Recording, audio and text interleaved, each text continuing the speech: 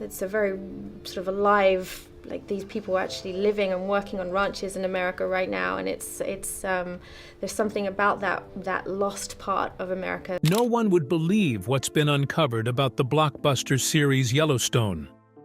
While the show captivated audiences for years, secrets behind the scenes have remained hidden.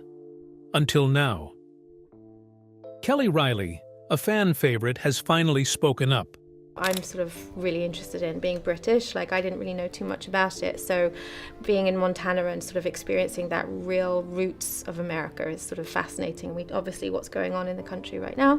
Revealing why she would never return to Yellowstone. Could controversies on set be the real reason? It was somewhat challenging picking up filming, but I'd been playing this role and we'd been working together with the same crew and the same cast since 2017. So it's also just sort of like getting into the zone of it and just putting her back on. It was fun. Or was there something deeper driving her decision?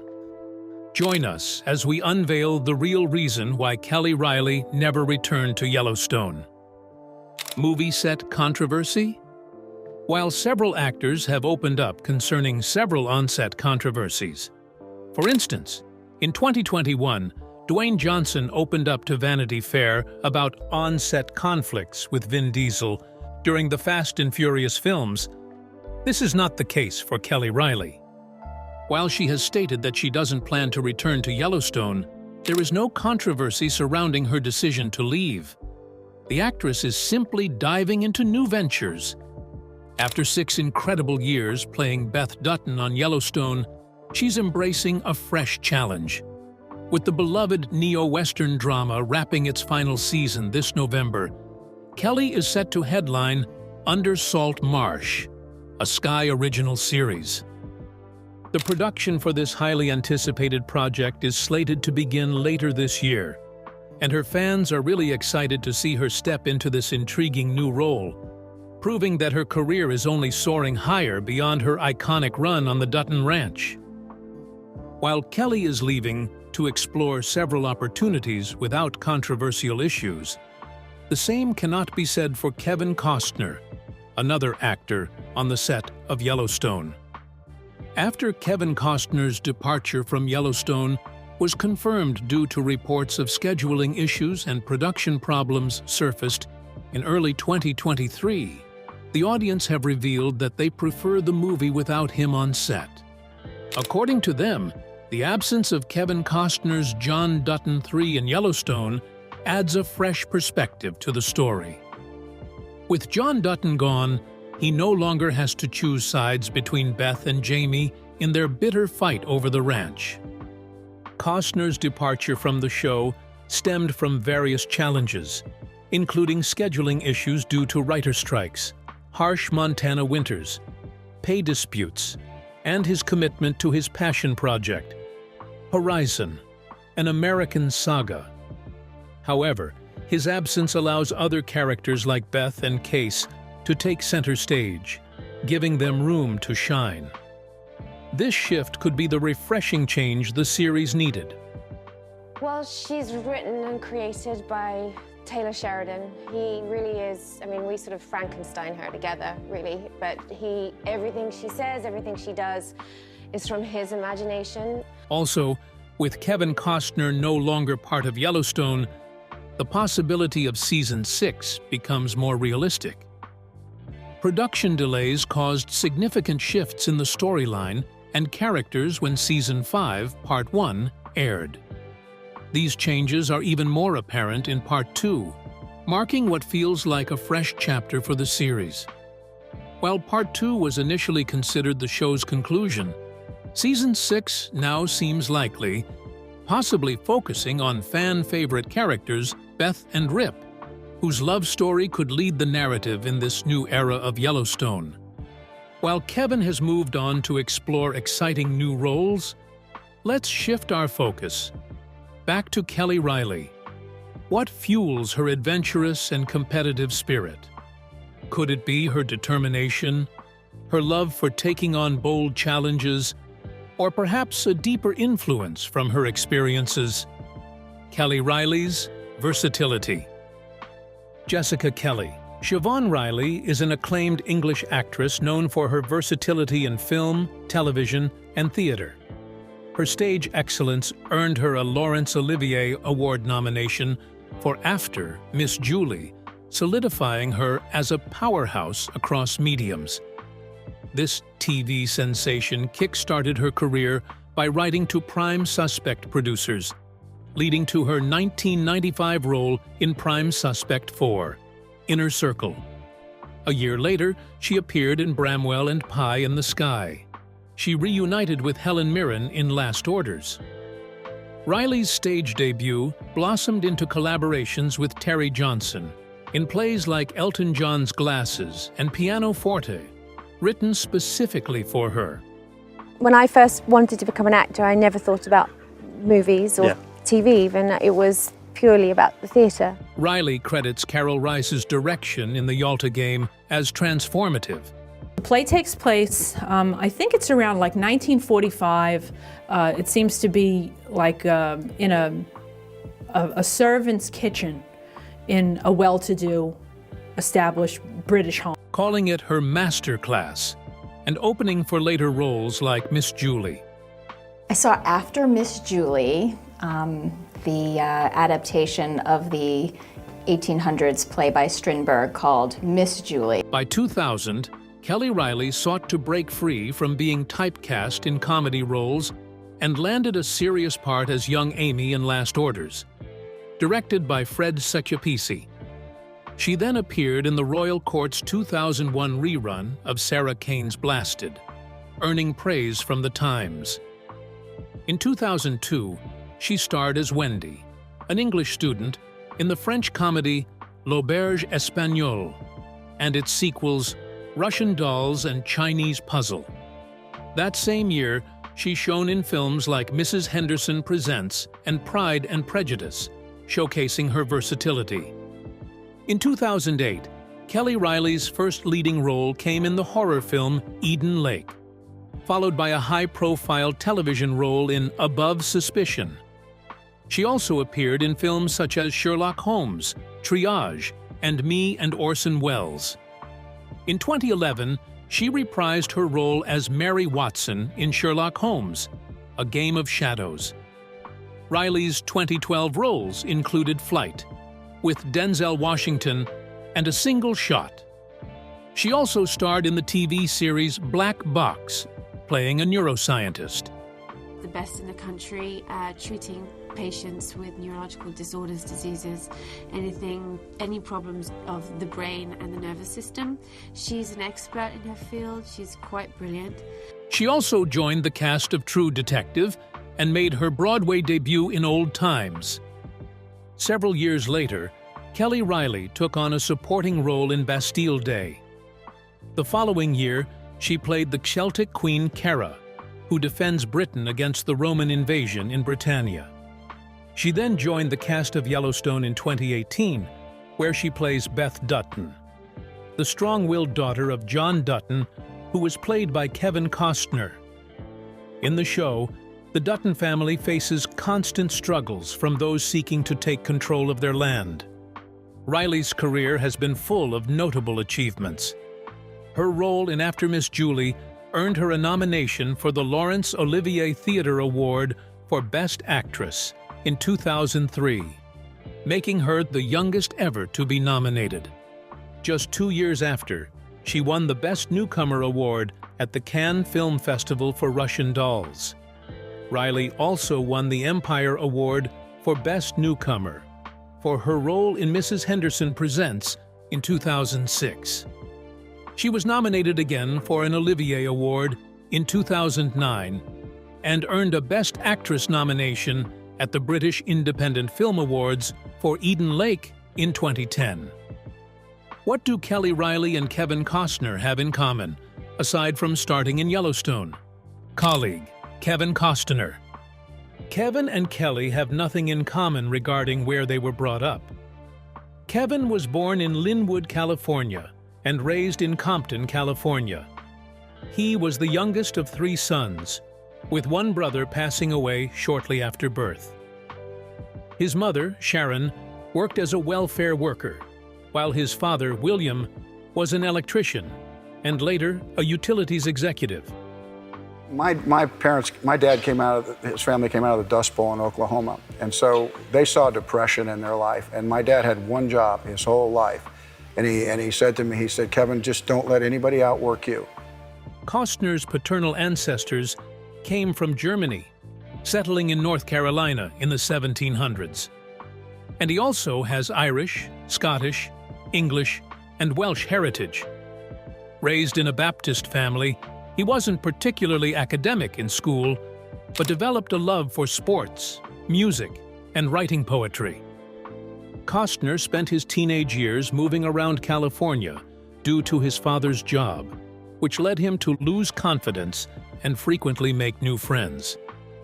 He lived in Ventura and Visalia, attending Mount Whitney High School and later graduating from Villa Park High in 1973, where he played baseball.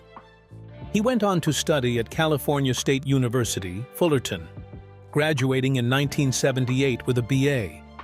While at college, Costner became involved in acting and dancing, and it was during a flight from his honeymoon that he met actor Richard Burton, who encouraged him to pursue acting. Costner then made the decision to follow his passion and began taking acting lessons while supporting himself with various odd jobs. He made his film debut in Sizzle Beach, USA, in 1981, though it wasn't officially released until 1986. Many mistakenly believed his first film role was in The Touch. Costner's career began to take off with a minor role in Night Shift, where he appeared in a wild party scene. My first role as a SAG was in Night Shift. You know, Michael Keaton. I was an extra. Night Shift, yes. Yeah. So, and then Howard. The Big Chill, and The Big Chill was really it. And In 1983, he was also featured in an Apple Lisa commercial and had small parts in films like Testament and Table for Five. He filmed scenes for The Big Chill, but his role was cut before the movie's release. His breakthrough came in 1985 with Silverado, directed by Lawrence Kasdan. He then starred in Fandango and American Flyers, before appearing in Steven Spielberg's Amazing Stories. His career hit new heights in 1987, when he starred as Elliot Ness in The Untouchables and in the thriller No Way Out. This was followed by roles in Bull Durham and Field of Dreams, solidifying his status as a leading man. In 1990, Costner founded his production company, Tig Productions, and directed Dances with Wolves, which won 7 Academy Awards, including Best Picture and Director. He continued his success with Robin Hood, Prince of Thieves, JFK, and T.He Bodyguard, the latter becoming a cultural phenomenon. Costner's diverse roles, including In a Perfect World and Wyatt Earp, showcased his versatility as an actor and producer. Like every other entertainer, Kevin lost his footings and almost lost everything he's worked on. How did he bounce back from these tough periods? A momentary career declination. You can work around Yellowstone if Yellowstone can find a way to be contained. For people that have followed the kind of movies I want to be a part of, I was going to let them know, no, I'm not doing this. Kevin Costner's career has had both high and low points, but he has remained a significant figure in Hollywood for decades. During the 1990s, Costner faced some major setbacks with 2 high-profile films, Waterworld and The Postman, both of which were seen as commercial and artistic failures. Waterworld, a post-apocalyptic science fiction film set in a future where the polar ice caps have melted, had a troubled production and was considered a financial disappointment, despite some positive reviews and a relatively strong box office performance. While Waterworld did not live up to the expectations set by its enormous budget, The Postman, which Costner directed, was even less successful. It received harsh criticism and became infamous for winning 5 Golden Raspberry Awards, including Worst Picture, Worst Actor, and Worst Director for Costner. Despite these setbacks, Costner didn't let his failures define him. In 1996, he took a lighter role in the golf comedy Tin Cup, directed by Ron Shelton, who had previously worked with him on Bull Durham. Tin Cup was a success and showed Costner's ability to shift from intense drama to comedy. Around the same time, Costner had the opportunity to star in Air Force One as the president, but decided to focus on completing The Postman instead. In 1999, Costner starred in Message in a Bottle, a romantic drama based on the Nicholas Sparks novel. While the film received mixed reviews and didn't perform spectacularly at the box office, it reaffirmed his ability to lead in dramas. However, it wasn't until 2000 that Costner's career started to turn around with the political thriller 13 Days, where he portrayed Kenneth O'Donnell, a key advisor to President John F. Kennedy during the Cuban Missile Crisis. 13 Days was well received and became a turning point, restoring his credibility in Hollywood. Then, in 2003, Costner directed and starred in The Western Open Range, a film that received strong critical praise and performed better than expected at the box office. His performance in The Upside of Anger, in which he played a retired baseball player, was also well received. These projects helped Costner regain his standing in Hollywood, and by 2008, he shifted his focus to producing and starring in films under his newly formed Treehouse Films Company. His role in Swing Vote marked another attempt at a political film, but it was The Company Men, which he starred in alongside Ben Affleck and Tommy Lee Jones, that truly gained attention. The film had a successful festival run, but didn't garner much Oscar buzz despite the critical acclaim. A major milestone in Costner's career came in 2012, when he starred in the hit miniseries Hatfields and McCoys. Commerce heard you were going to be on the program today, and they wanted to thank you for working on this project, Kevin. And they actually wanted us to present you with this, which is a statue of Anne Hatfield. The miniseries was a huge success, breaking viewership records with 13.9 million viewers. Costner's portrayal of Devil Anse Hatfield, the patriarch of the Hatfield family in the famous American Feud, earned him numerous accolades, including an Emmy Award for Outstanding Lead Actor in a miniseries or a movie. This role helped solidify Costner's status as an accomplished actor in both film and television. By 2014, Costner had shifted towards a variety of roles, including a mentor figure in the spy thriller Jack Ryan, Shadow Recruit, as well as starring in the action thriller 3 Days to Kill and the sports drama Draft Day. In the years that followed, Costner continued to showcase his versatility with roles in McFarland, USA, Hidden Figures, and Molly's Game, showing his ability to perform across genres. One of his most notable projects in recent years has been the television series Yellowstone, which began airing in 2018.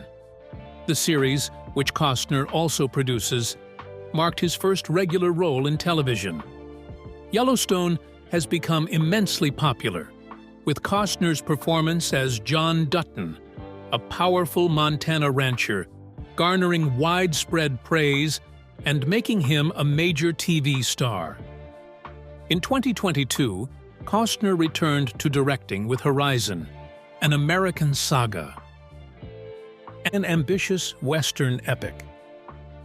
The project, which will span at least 4 films, is set to be released over several months. Costner's vision for the series involves a significant time commitment, with the first film's production expected to last 220 days.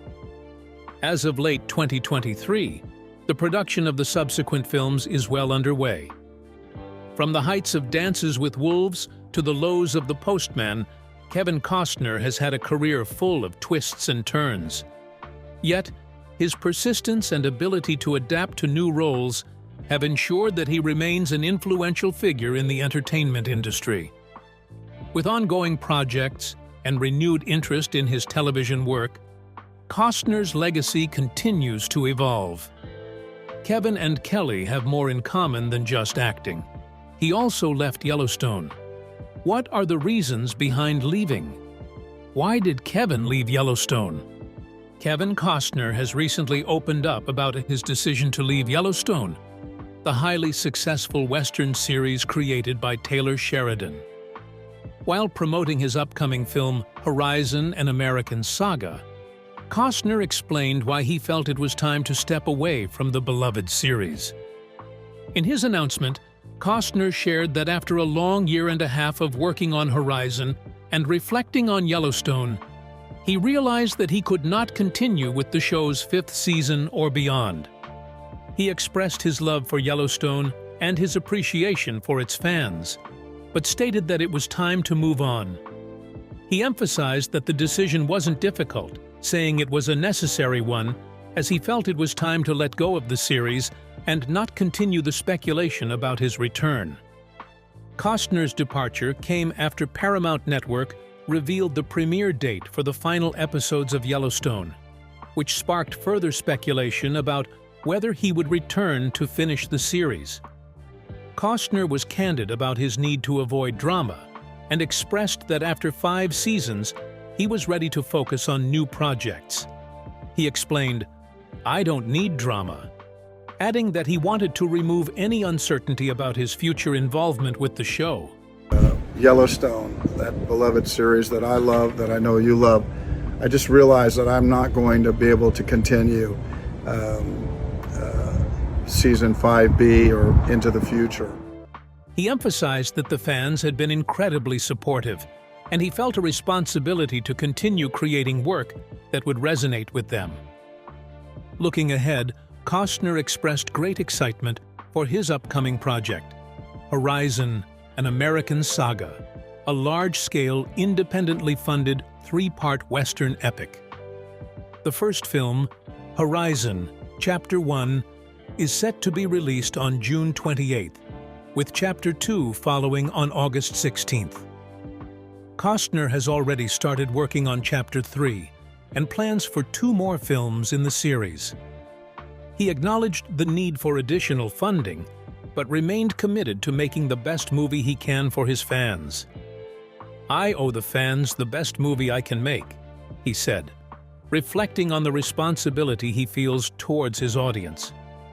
Although Costner isn't sure if Horizon will appeal to Yellowstone fans, he shared his belief that if he enjoys the project, there's a good chance they will too. His decision to step away from Yellowstone and focus on new projects. Like Horizon marks a significant shift in his career, but it also demonstrates his ongoing dedication to creating meaningful work that resonates with his audience. Aside from acting, what else is Kevin passionate about? A multi-talented personality. Kevin Costner is not just a renowned actor, but also a passionate musician. He is the lead singer of Kevin Costner and Modern West, a country rock band he founded with encouragement from his wife, Christine. In October 2007, the band began a global tour, performing in cities like Istanbul and Rome, and entertaining fans at major NASCAR events, such as Daytona International Speedway and Charlotte Motor Speedway. The group released their debut album, Untold Truths, on November 11, 2008, under Universal South Records. It achieved modest success, peaking at number 61 on the Billboard Top Country Albums and number 35 on the Top Heat Seekers chart. The band released 3 singles, including Superman 14, which also featured a live music video. Although these songs did not chart, they showcased Costner's heartfelt connection to music. In 2009, the band toured with the Alternate Roots as their opening act. During a scheduled performance at the Big Valley Jamboree in Camrose, Alberta, tragedy struck emergency personnel and Panhandle Productions Limited producers of the Big Valley Jamboree were monitoring the weather as a watch had been issued for our area. As soon as it was known that high winds were approaching, organizers postponed the concert. When a severe thunderstorm caused the stage and stands to collapse.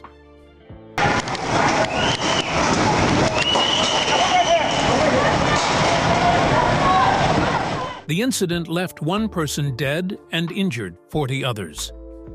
To support the family of the woman who lost her life, an auction was held, raising significant funds, including $41,000 from a dinner with Costner and $20,000 from autographed guitars. The band released their second album, Turn It On, in February 2010, specifically in Europe, supported by a European tour.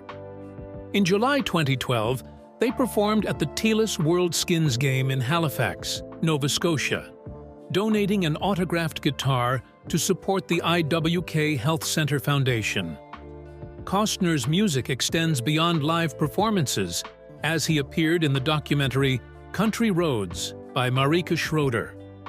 Their latest album, Tales from Yellowstone, features songs written from the perspective of John Dutton, Costner's character on the hit show Yellowstone.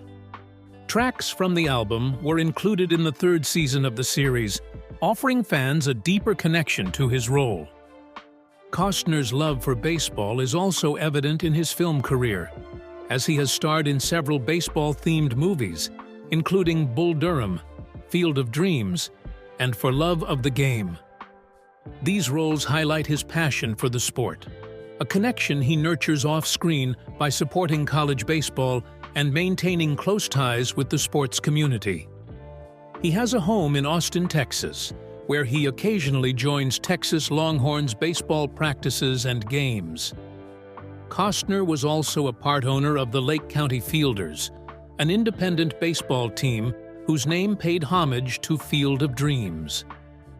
In 2021, Costner added to his baseball legacy by leading the New York Yankees and Chicago White Sox onto the field for the MLB Field of Dreams game in Iowa, where he delivered a heartfelt speech. Good afternoon.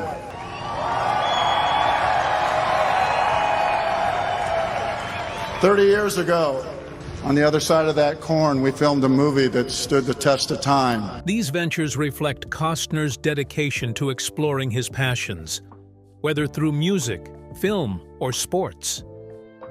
More than just an entertainer. Kevin Costner's career extends beyond acting into innovative ventures, philanthropy, and cultural preservation. In 1995, he acquired a company developing machines to separate oil and water using a U.S. government patent. While initially unsuccessful commercially, these devices became crucial during the 2010 Deepwater Horizon oil spill. BP leased 32 machines from Ocean Therapy Solutions, a company partially owned by Costner. This success, however, led to a lawsuit from former investors Stephen Baldwin and Spyron Contiguris, who alleged they were excluded from profits. In 2012, a federal jury dismissed their claims, ruling in Costner's favor. Costner's passion for history and storytelling inspired the creation of Tatanka, the story of the bison in Deadwood, South Dakota, in 2004. This $5 million educational site features a 800-square-foot interactive center and a magnificent bronze sculpture by artist Peggy Detmers. The sculpture depicts 14 bison and 3 Lakota riders in a dramatic buffalo jump, symbolizing the bond between Plains Indians and the bison. This project highlights Costner's dedication to preserving and sharing America's cultural heritage. In a similar vein, Costner expanded into the hospitality industry with the Midnight Star Casino, also in Deadwood. Launched in 1991, it became a popular attraction until a legal dispute with managers over ownership shares arose. Though the managers initially won in court, Costner successfully appealed. The casino operated until 2017 and was sold in 2020, marking another chapter in Costner's diverse ventures. Most recently, in 2020, Costner combined his love for storytelling and travel by co-founding Hear Here, an audio app for road trippers. The app offers narrated stories about U.S. landmarks, history, and local culture, with Costner lending his voice to some segments. The country's ever recovered from that. The population around them is about 30 million. You figure half was fighting the other half. Through this venture, he continues to engage audiences by blending education, entertainment, and connection to the past. These projects showcase Costner's multifaceted interests and his commitment to creating meaningful contributions across various fields, from environmental innovation to cultural preservation and modern storytelling. What more aspects does Kevin have in common? Is there more than Kelly Reilly is letting on concerning her decision to leave Yellowstone? Share your thoughts with us in the comment section. Remember to like, share, and subscribe for more. Also, click the next video showing on your screen. You will enjoy it.